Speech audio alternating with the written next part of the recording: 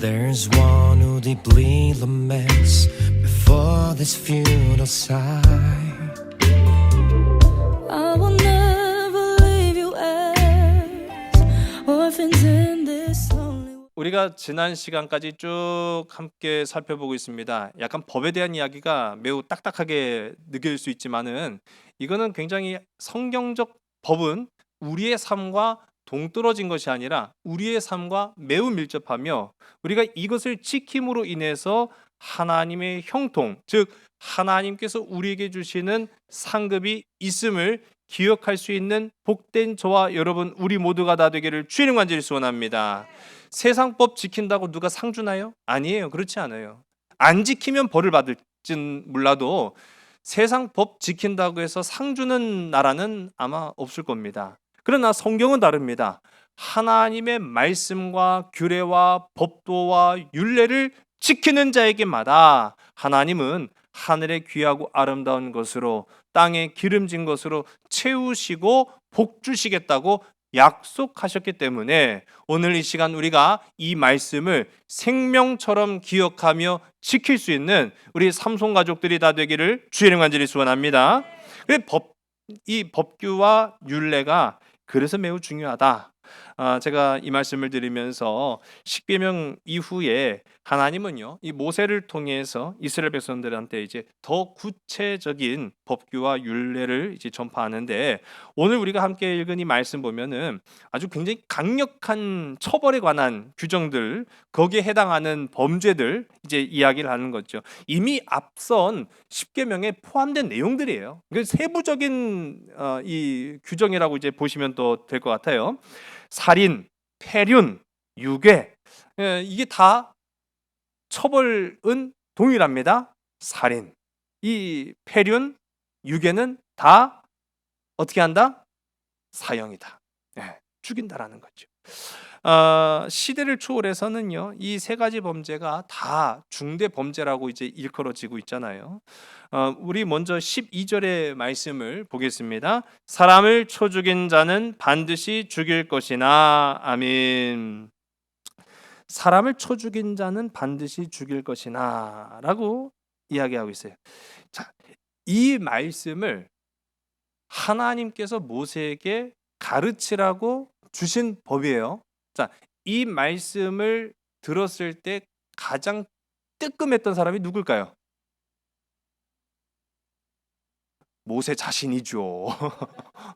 모세가 옛날에 한 짓이 있었잖아요. 여러분 우리가 굉장히 성경적 인물들 거룩한 건 맞아요. 그런데 흠결이 있다는 것을 간과하고 볼 때가 참 많습니다. 그런데 돌이켜보면 우리는 안 그런가요? 우리가 모세나 다윗처럼 사람을 죽이거나 사람을 죽도록 살인 교사한 적까지는 없어도 마음으로도 얼마든지 수없이 많은 살인과 독한 말과 악독한 마음을 품은 그런 인생이 오늘 우리 아닙니까? 그런 모습을 보면은 참 이 말씀 한 구절 한 구절을 볼 때마다 이건 내 얘기 아닌데 그러고 넘겨갈 게 아니라는 거죠. 가장 먼저는 모세 자신도 굉장히 이 하나님의 지키라고 명령하신 법규를 들었을 때 그 마음에 왜 요동함이 없었겠습니까? 그런 것을 알면은 우리가 더욱 나에게 해당하는 말씀이구나라는 사실을 알게 되는 거죠. 자, 먼저 사람을 쳐 죽인 자는 반드시 사형에 처할 것이다라고 하는 것입니다. 살인에 대한 법률은요, 가해자의 그 치밀한 계획성과 의도가 확고히 증명되었을 때 성립이 됩니다. 그러니까 우리가 이제 보통 우발적인 살인이다 뭐 이렇게 뉴스에 가끔 나오잖아요. 근데 우발적인 살인과 계획 살인이 무슨 차이가 있을까요? 형량이 차이가 나는 거예요. 어쩌다가 막 그냥 나도 모르게 그냥 손을 뻗었는데 사람이요 갑자기 낭떠러지에서 나도 모르게 손을 뻗었는데 그 사람을 밀어버렸어요. 그럼 내가 계획한 건 아니지만은 살인을 저지른 것은 틀림이 없잖아요. 그 죄책감도 이루 헤아릴 수 없겠지만은 그에 상응하는 벌을 받지 않겠습니까? 그러나 여기에 한 가지 참조될 수 있는 것은 우발적이었다는 것. 계획한 것이나 악한 마음을 품지 않았다라는 것이 이제 참고가 될 뿐이지요. 어쨌든 간에 이 12절에 해당하는 말씀은요. 어떠한 경우에서도 치밀성과 의도가 확고히 증명되는 그 살인은 무조건 사형으로 다스려라 라고 이야기합니다. 어떤 경우에도 이것을 사람을 금전적인 보상으로 감면하거나 금전적인 것으로 대신하지 말아라 라고 이야기하는 거예요. 제가 이전에 우리 십계명을 통해서도 함께 나누었지만 이 부분이 굉장히 성경과 고대 근동 다른 법전에 엄청난 차이였다라는 것을 제가 말씀을 드렸어요.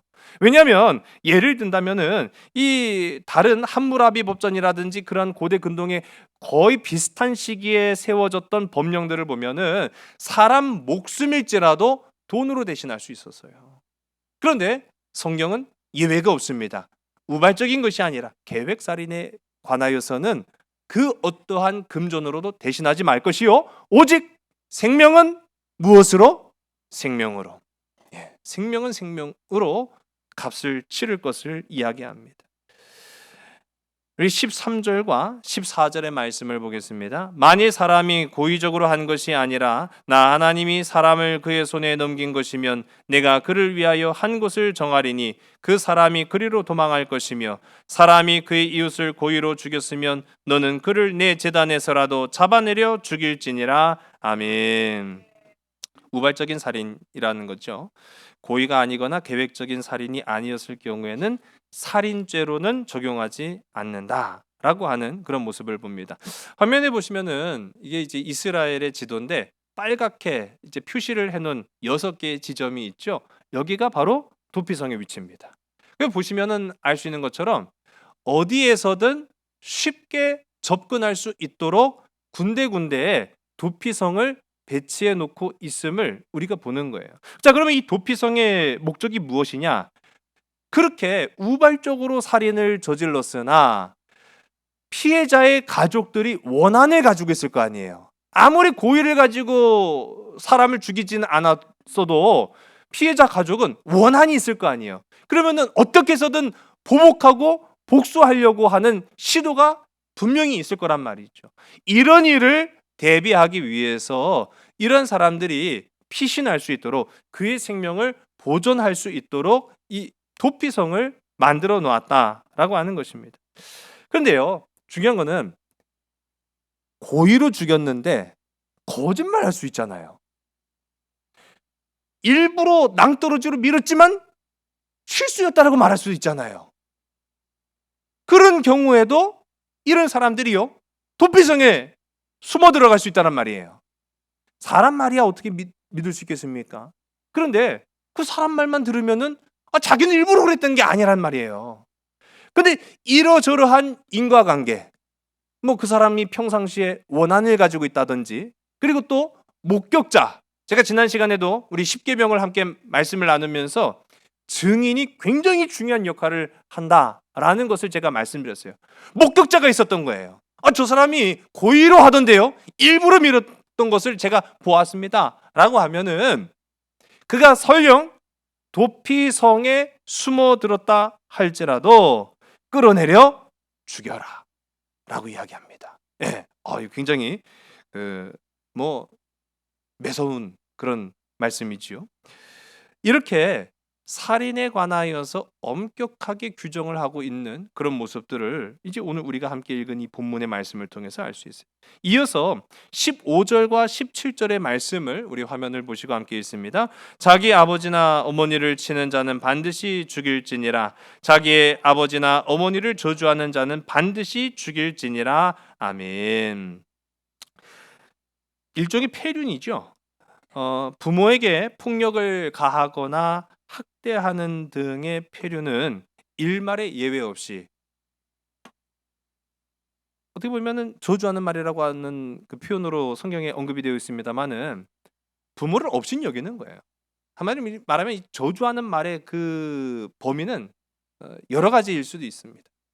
그러니까 욕을 했다든지 또는 업신 여기는 말을 했다든지 무시하는 태도로 일관했다든지 여러 가지 언행에 있어서 부모를 그렇게 대했거나 심지어는 부모를 때렸거나 더 악한 경우에는 부모를 죽였거나 라고 하는 이런 일종의 모든 폐륜에 관해서는 예외적인 조항이 없습니다. 다 사형이었다라는 거죠. 예. 오늘날에도 좀 그랬으면 좋겠어요. 아니요? 동의하지 않으십니까? 예. 그 얼마 전에 존속 살인 사건 비율을 조사한 이 뉴스가 몇 년 전에 이제 보도가 되었는데 보니까 우리나라가요. 심지어는 선진국 영국과 미국보다도 더 앞서 있는 참 안타까운 그런 모습들을 보게 돼요. 제가 아까 그래서 말씀드린 거예요. 우리나라도 좀 그래서 부모에게 대해서 이렇게 하는 자에게는 예외가 없는 그런 법이 좀 있었으면 하는 그런 마음도 좀 있습니다. 그 왜 성경은 이처럼 부모에게 대해서는 굉장히 강경하게 이야기를 하고 있느냐라고 할 때 성경은요. 우리가 이전에 10계명 가운데 5계명이 있죠. 내 부모를 공경하라. 공경하라. 부모는 즉 하나님이 내게 주신 하나님인 거예요. 내 아버지와 내 어머니를 사랑함이 하나님을 공경하는 것에 가장 밑바탕이 되는 거예요. 내 육신의 부모는 하나님과 나 사이에 연결고리가 되는 거예요. 연결고리가 없이 우리가 어떻게 하나님께로 나아갈 수 있겠습니까? 연결고리를 우리에게 주신 하나님이신데 내가 내 부모를 공경하지도 내가 내 부모를 존경하지도 내가 내 부모의 권위를 인정하지도 않는 자가 어떻게 하늘 아버지의 권위를 인정할 수 있겠습니까? 말도 안 되는 거죠. 그렇기 때문에 이처럼 성경은요 부모의 명예와 존엄성이 얼마나 중요한가라는 것을 나타내기 위해서 설령 부모에게 험한 말 했던 사람일지라도 죽이라는 거예요.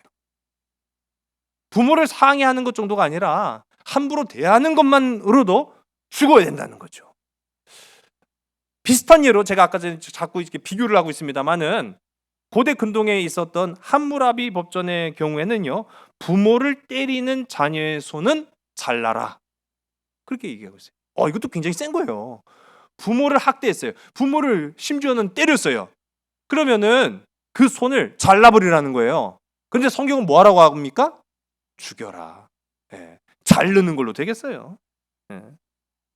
그런 성격은 안 꽂혀지는 것 같아요. 아무래도. 예. 죽여라.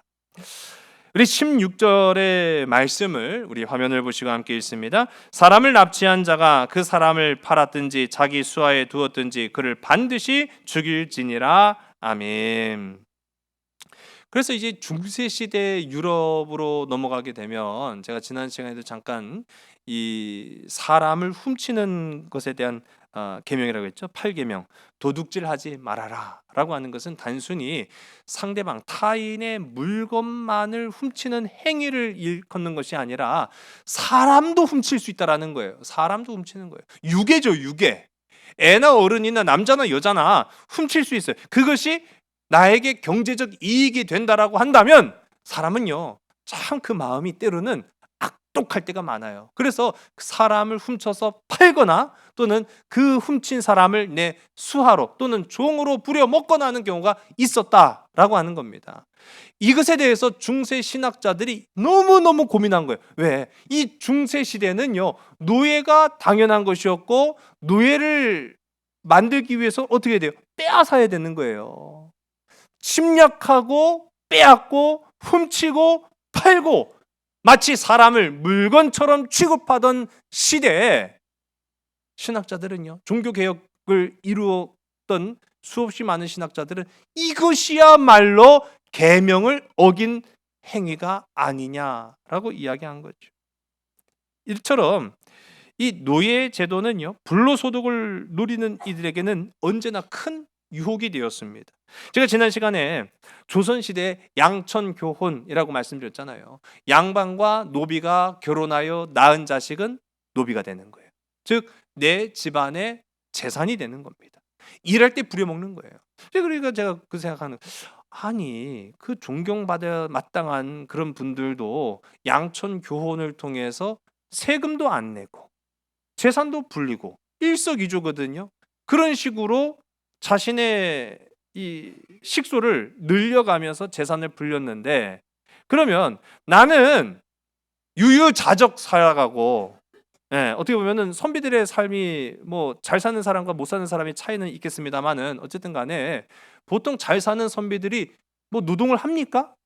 그렇지 않죠. 그러니까 나는 유유자적한 평탄한 삶을 살아가는데 내 소유의 논과 밭에서 땀 흘려 일하는 그들은 다 뭐예요? 내 자식이에요. 내 손자예요. 근데 내 자식들은 그렇게 땀 흘려 일하고 있는데 그들의 신분은 노비라는 거죠. 참 이런 것들을 볼 때 어떻게 보면은 인간이 이 경제와 또는 물질에 대한 유혹은 시대와 상황을 언제나 초월하며 우리를 유혹하고 있다라는 것을 우리가 볼 수 있죠. 그러나 성경은 신분의 높고 낮음을 떠나서 모든 사람을 물질로 보고 인권을 유린하는 행위에 대해서는 무조건 사형으로 다스려라 라고 규정을 하고 있다는 거예요. 사형으로 다스리라는 거죠. 이후에 이어서는요, 이제 18절부터 27절까지는 사형은 아닙니다. 사형은 아니지만 이 우리의 신체에 피해를 가하는 것에 관한 법률을 이제 다루고 있어요. 우리 18절과 19절의 말씀을 우리 화면을 보시고 함께 있습니다. 사람이 서로 싸우다가 하나가 돌이나 주먹으로 그의 상대방을 쳤으나 그가 죽지 않고 자리에 누웠다가 지팡이를 짚고 일어나 그러면 그를 친 자가 형벌은 면하되 그가 내 손해를 배상하고 그가 완치되게 할 것이니라. 아멘. 굉장히 이게 자세하죠. 그리고 되게 재밌어요. 이거 우리가 치고받고 싸울 때가 있단 말이에요. 치고받고 싸우는데 그 방식을 보면은 돌이나 주먹으로, 주먹으로 치는 것도 섬찟한데 돌로 때렸어요. 그러면은 그 사람 죽지 않고 베길 수 있겠습니까? 어쨌든 간에 그렇게 돌이나 주먹으로 때려서 상대방이 자리에 들어 누운 거예요. 알아두은 거죠. 한마디로 말하면. 만일 그렇게 때려서 들어 누웠는데 죽었다. 그러면 때린 사람은 어떻게 됩니까? 아까 다 얘기했잖아요. 살인이에요, 살인. 그러면 죽는 거예요. 그런데 죽지는 않고 우리가 오늘 말씀 19절에 보니까 지팡이를 짚고 일어나 걸으면 살인에 해당되지는 않기 때문에 이때에는 이제 기본적으로 보상이 들어가는 겁니다. 어떤 보상을 해야 되느냐? 그러니까 일을 하지 못해서 발생한 임금 손실과 그리고 그 상처가 완치될 때까지 일체 치료비를 다 때린 사람이 물어주어라 라고 하는 거죠. 뭐 어쩌면 되게 당연한 얘기인데 이러한 법령이 있는 것과 없는 것에는 엄연한 차이가 있음을 우리가 보는 거예요. 자, 이어서 20절과 21절의 말씀을 보겠습니다. 사람이 매로 그 남종이나 여종을 쳐서 당장에 죽으면 반드시 형벌을 받으려니와 그가 하루나 이틀을 연명하면 형벌을 면하리니 그는 상전의 재산임이라. 아멘. 이 신체적 학대에 관해서는요, 앞서 이야기한 것처럼 일반인이나 종이나 예외를 두지 않았다라는 거예요. 주인의 폭행으로부터 노예가 맞아 죽으면 그 주인 또한 처벌의 대상이 되는데 그 주인 어떻게 됩니까? 종을 때려 죽였어요. 그럼 주인 어떻게 됩니까? 그렇죠. 사형이에요. 살인이라는 거예요. 자, 그렇기 때문에 이 주인의 학대로부터 노예의 인권을 보호하기 위해 제정된 이 법률, 잘 가만 생각해 보면은요, 이게 납득할 수가 없는 거예요. 사실은 이 시대에는 다른 고대 근동에서는 찾아볼 수 없는 아주 독특한 것이었다라는 사실입니다. 당시 사람들에게 노예는요, 앞서도 제가 여러 차례 말씀드렸지만 노예는 사람이에요, 아니에요? 아니에요. 그냥 물건이에요. 소유물이에요. 주인의 소유였기 때문에 죽여도 내 물건이고 살려도 내 물건이지. 당신들은 뭐라고 합니까? 그럴 수 있잖아요. 그런데 이 법이 있는 것과 없는 것이 이렇게 큰 차이가 있는 거예요.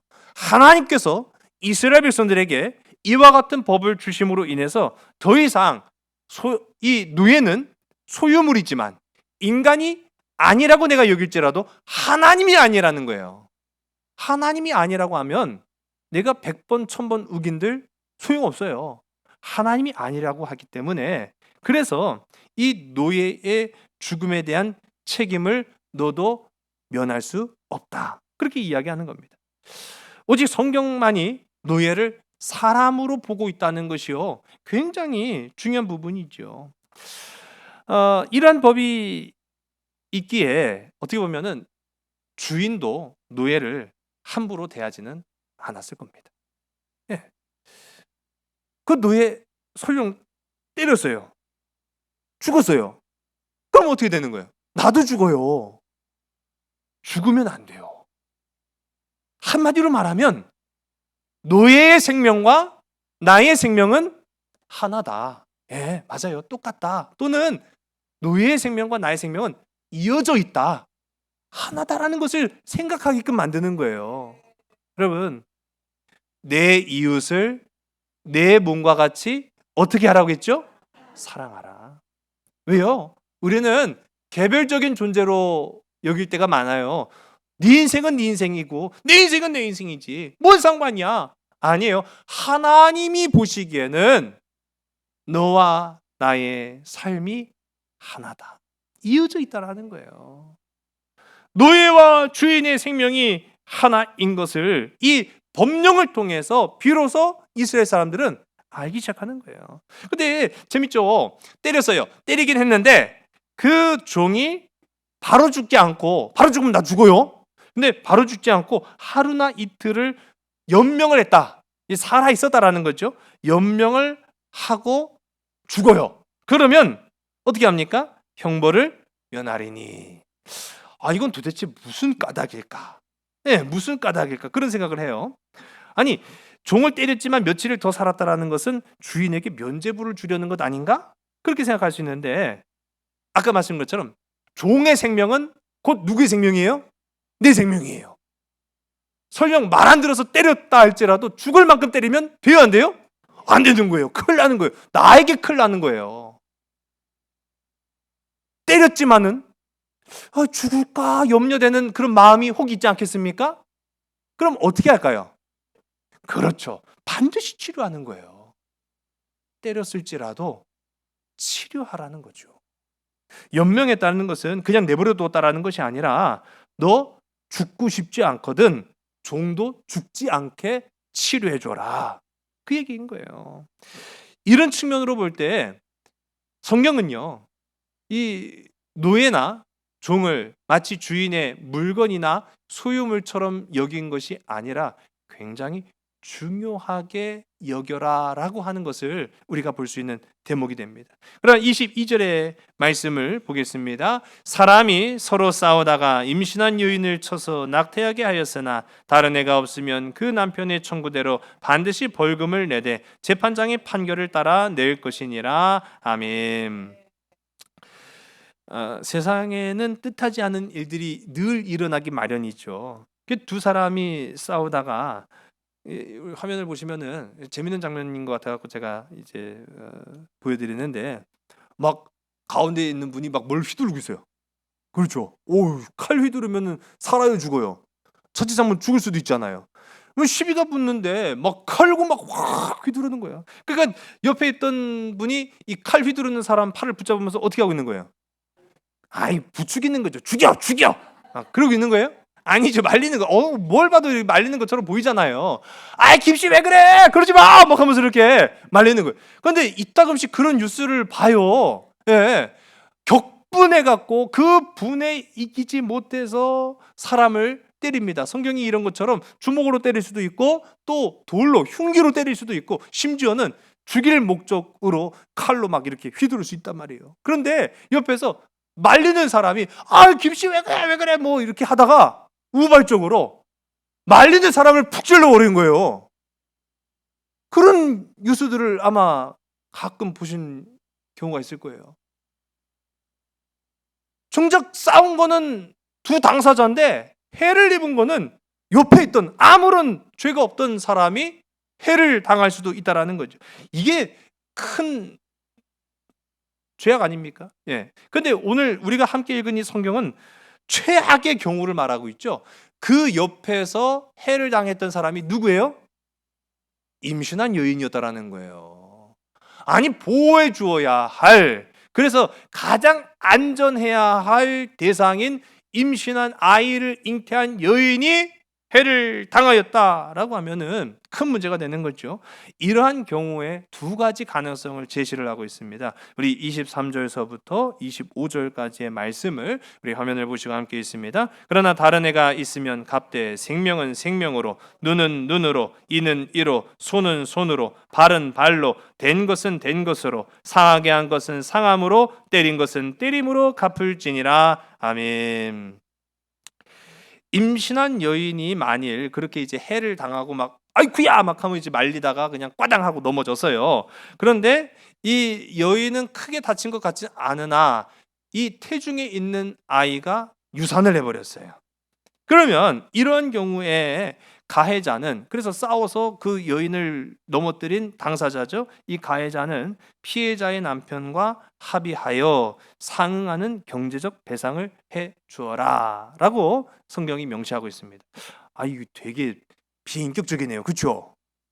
아니, 안 그래요? 그러니까 생각해 봅시다. 아니, 뱃속의 아이에 대한 인권은 없나요? 있죠. 그런데 왜 뱃속의 아이가 죽었으나 죽음을 죽음으로, 생명은 생명으로 해놓고서는 왜 성경을 보니까 그 사람은 그냥 뭐 어떻게 보면은 이 유산한 건 어쩔 수 없으나 산모만 멀쩡하면 된다, 뭐 그런 식으로 이제 하는 것 같은데, 고대 근동 시대에는요 이미 태어난 애도 인권이 없었어요. 우리가 성경도 보지만은 사람 수를 계수할 때 이방인의 숫자와 아이의 숫자는 아예 계산에 넣지도 않았다라고 하는 것들을 이제 보죠. 이런 것처럼 아예 이 시대에는 이스라엘만이 아니라 고대 근동의 모든 거의 대부분의 나라에서 애는 사람 취급을 하지 않고 있었다라는 것을 우리가 보게 됩니다. 이제 그런 측면을 보게 되면은 이 뱃속에 대한 아이에 대한 인권이 없느냐, 꼭 그런 것만은 아니라는 것을 이제 우리가 알 수 있는 거죠. 다만 이 여인이, 넘어진 여인이 다쳤다라고 한다면 상황이 달라진다는 거예요. 이때부터는 우리가 잘 아는 눈에는 눈으로, 이에는 이로 하는 이제 원리가 적용이 되는 거죠. 이거를 동해보복법이라고 이제 표현을 합니다. 그래서 우리 함무라비 법전 하면은 딱 하고 이제 애들도 아는 게 눈에는 눈으로, 이에는 이로 그렇게 이야기를 하잖아요. 도둑질 한 사람은 손을 잘라버리고, 뭐 가늠한 사람은 눈을 파버리고, 뭐 그런 이야기들 이제 아마 다들 들어보셨을 겁니다. 그러니까 이러한 부분이 동해보복법이라고 해서 그 아무런 죄가 없는 사람이 해를 당했다 그러면 그 사람이 당한 만큼 돌려줘라라고 하는 법을 이제 주는 겁니다. 만일 이제 이 넘어진 여인이 유산만 한 게 아니라 이 여인도 죽었어요. 그럼 어떻게 될까요? 죽여야 돼요?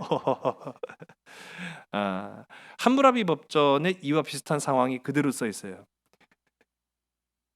아무런 죄가 없는 사람이 다툼에 피해를 입어서 해를 당합니다. 심지어는 이 해를 입은 사람이 여인이었는데 유산을 하고 죽었어요. 그러면은 가해자의 딸을 죽입니다. 이거 굉장히 충격적인 거죠. 그러니까 이러한 법을 왜 이렇게 성경은 이스라엘 백성들에게 지키고 기억하고 가르쳐라 라고 했느냐? 여러분, 법이 세워진 까닭을 우리가 생각해 봐야 돼요. 법은요, 처벌을 목적으로 세워진 것이 아님을 우리가 기억해요. 법이라는 것은요, 피해가 발생하지 않도록 하기 위해서 세워졌다라는 겁니다. 하나님의 법 또한 마찬가지예요. 하나님의 법이 왜 하지 말아라, 하지 말아라, 하지 말아라 라고 거듭 강조를 했느냐? 하면 벌 받는다. 그게 아니에요. 하지 않는 자가 복이 있다. 하나님께서 금지하는 것을 금지하고 순종하고 따르고 지키는 자가 복이 있다라는 것을 알게 하시려고 이와 같이 강력하게 처벌의 규정을 두고 있음을 우리가 보는 거죠. 우리 26절과 27절 두 절의 말씀을 보겠습니다. 사람이 그 남종의 한 눈이나 여종의 한 눈을 쳐서 상하게 하면 그 눈에 대한 보상으로 그를 놓아줄 것이며 그 남종의 이나 여종의 이를 쳐서 빠뜨리면 그 이에 대한 보상으로 그를 놓아줄지니라. 아멘. 계속 나와요. 계속 나와요. 이스라엘에게 대한 법령을 가르치는 가운데 계속 언급하고 있는 대상이 있습니다. 누구를 이야기하고 있습니까?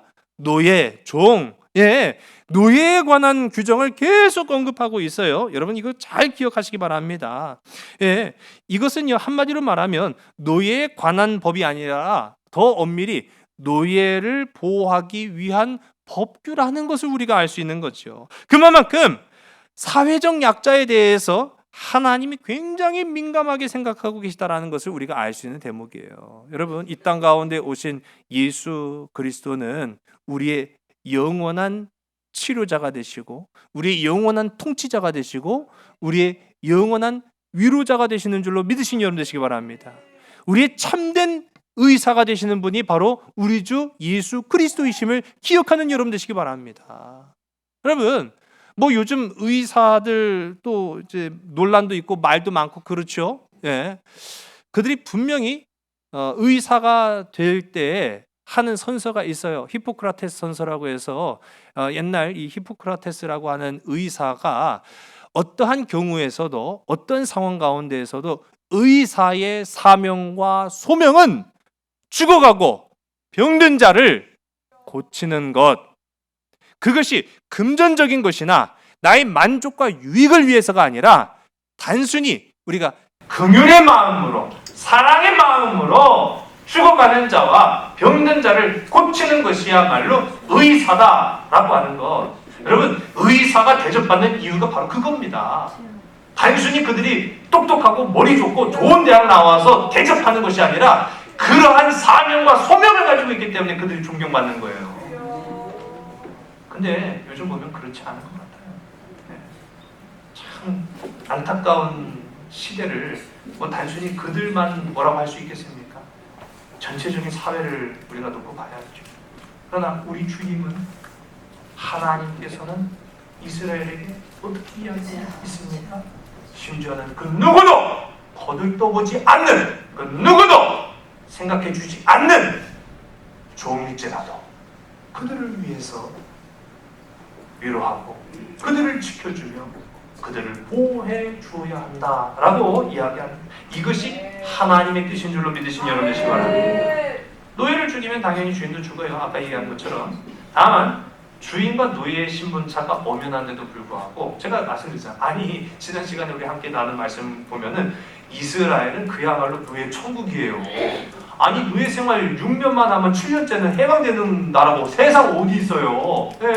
아니 노예 때리면 벌 받고 노예 때리면 풀어주고 노예 죽이면 주인도 같이 죽고 그런 나라가 세상 어디 있냐고요. 이 시대에 어쩌단 말이죠. 그러나 이러다 보니까 사람인지라 노예도요 자기 신분을 망각할 수 있지 않겠습니까? 그러면 어떻게 할까요? 때로 다스리는 것밖에 없어요. 노예가 주인에게 함부로 대하는 경우를 우리가 생각해보지 않을 수가 없죠. 그런데 우리가 이제 과거 이제 다른 나라의 역사들만 보더라도 알 수 있는 것처럼 미국이 아프리카 흑인들을 노예로 끌고 와서 일을 시킵니다. 얼마나 혹독하고 가혹한 조건이었는지 그 끌려온 노예들의 평균 수명이 끌려와서는 20년을 채 채우지 못하고 죽은 경우가 허다했다라고 해요. 평균 20년 정도면은 거의 죽을 정도였다라고 하니 얼마나 참혹한 환경이었는지를 우리가 가늠해 볼 수가 있죠. 자, 그런데 이 노예들을 백인 주인들이 다스릴 때 살살살살 막 구슬려 갖고 다스렸을까요? 임금 많이 준다고 꼬드겨 갖고 다스렸을까요? 그들이 인권을 굉장히 존중해 주면서 그 흑인 노예들을 다스렸을까요? 아니에요. 아주 세세한 규정을 들이밀고 그들을 학대합니다. 하나라도 어기면은 꼬투리 잡아서 그를 때리고 가혹하게 대했습니다. 심지어는요 아무 이유 없이 어떤 기록에 보면은 아무 이유 없이 일주일에 한 번은 반드시 맞았대요. 일주일에 한 번은 무조건 맞았대요. 그러니까 뭐 잘못을 하든 하지 않았든 간에 일주일에 하루는 무조건 맞는 거예요. 왜 그랬을까요? 자신들이 종이라는 사실을 기억하라고. 니들은 매를 맞는 존재야. 니들은 마자이라는 존재야. 라고 하는 것을 잊지 말라고 때렸다라는 거예요. 그러면 이보다 수천 년 전에 있었던 성경은 그러나 노예일지라도 함부로 대하거나 결코 학대해서는 안 된다.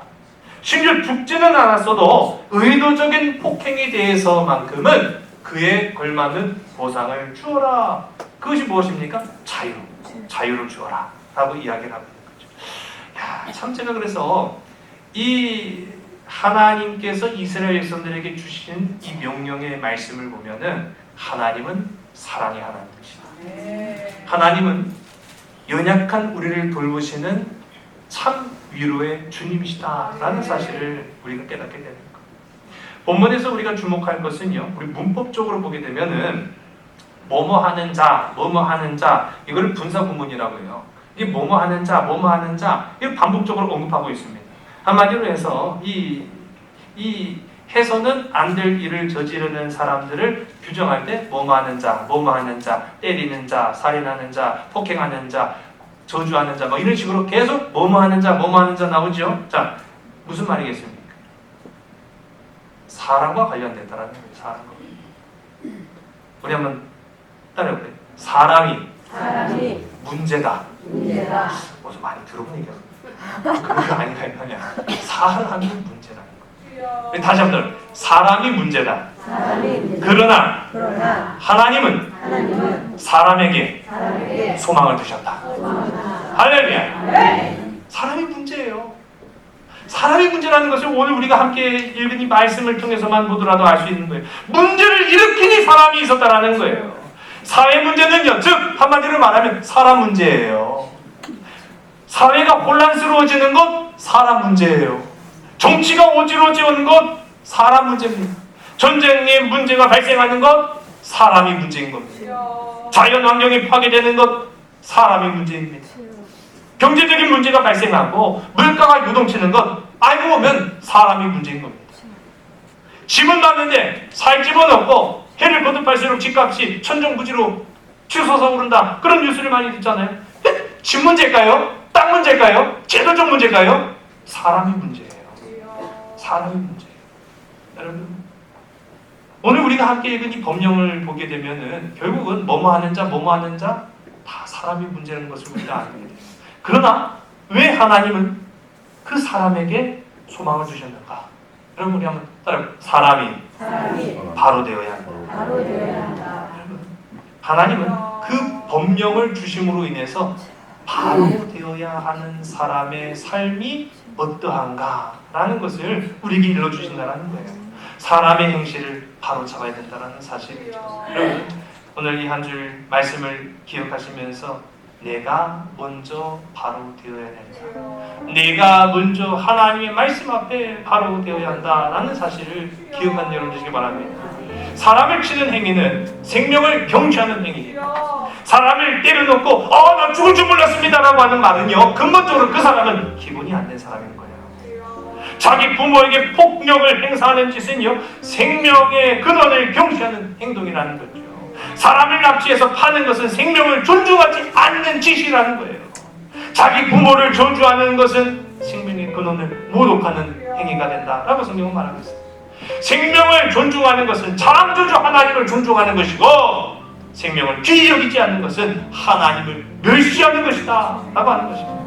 사무엘상 2장 30절의 말씀을 우리 화면을 보시고 우리 다 같이 함께 읽습니다. 그러므로 이스라엘의 하나님 나 여호와가 말하노라. 내가 전에 내 집과 내 조상의 집이 내 앞에 영원히 행하리라 하였으나 이제 나 여호와가 말하노니 결단코 그렇게 하지 아니하리라. 나를 존중히 여기는 자를 내가 존중히 여기고 나를 멸시하는 자를 내가 경멸하리라. 아멘. 여러분, 사람을 존중하는 것이 하나님을 존중하는 것입니다. 연약한 자를 돌보는 것이 하나님을 높이는 것임을 이 시간 기억하시기 바랍니다. 하나님을 높이는 자 하나님께서 세상 가운데 높여주신다고 하는 사실, 여러분 이 말씀을 기억하고 지키고 행함으로 하나님의 사랑과 귀한 복을 받는 복된 저와 여러분 우리 모두가 다 되기를 주의 이름으로 간절히 소원합니다. 기도하시겠습니다. 하나님, 사순절을 지키면서 십자가의 고난과 십자가의 아픔, 십자가의 오신 이유와 목적을 우리가 기억합니다. 주님은 우리의 참된 위로자가 되시며 주님은 우리의 참된 생명의 근원이 되시고 주님은 우리를 죽음에서 구원하실 유일한 구원자 구세주가 되심을 이 시간 기억합니다. 구약의 백성들에게는 이와 같은 하나님을 깨닫게 하기 위하여서 하나님의 말씀, 율법과 율례와 법규를 우리에게 전해주신 것 기억합니다. 오직 하나님의 주신 그 마음의 큰 뜻을 품고 깨달아 알아서 이 땅 가운데 사람을 존중하는 것이 곧 하나님을 존중하는 것이요, 연약한 자를 돌보는 것이 하나님을 높이는 행위임을 기억하여 이 땅 가운데 하나님의 거룩한 백성으로 온전히 살아갈 수 있도록 주님 역사하여 주시옵소서. 모든 것을 주께 온전히 의탁하오며 사랑 많으신 예수 그리스도 이름으로 감사하며 간절히 기도드렸사옵나이다. 아멘. 내다 일어나셔서 우리 결단이 찬송. 그 손에 상처 못 박히신 손, 날 위해 고통당하신 예수 어린 양, 나의 검은 죄 그 모든 상처 안고 십자가 위에 달리셨네.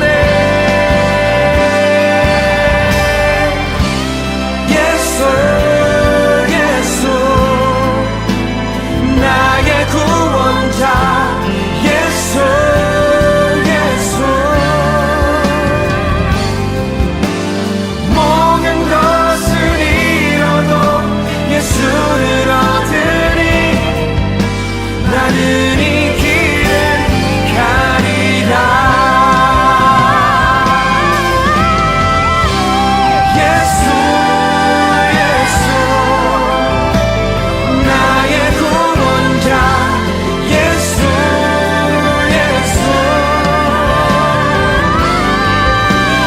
모든 것을 잃어도 예수를 얻으니 나는 이 길을 가리라.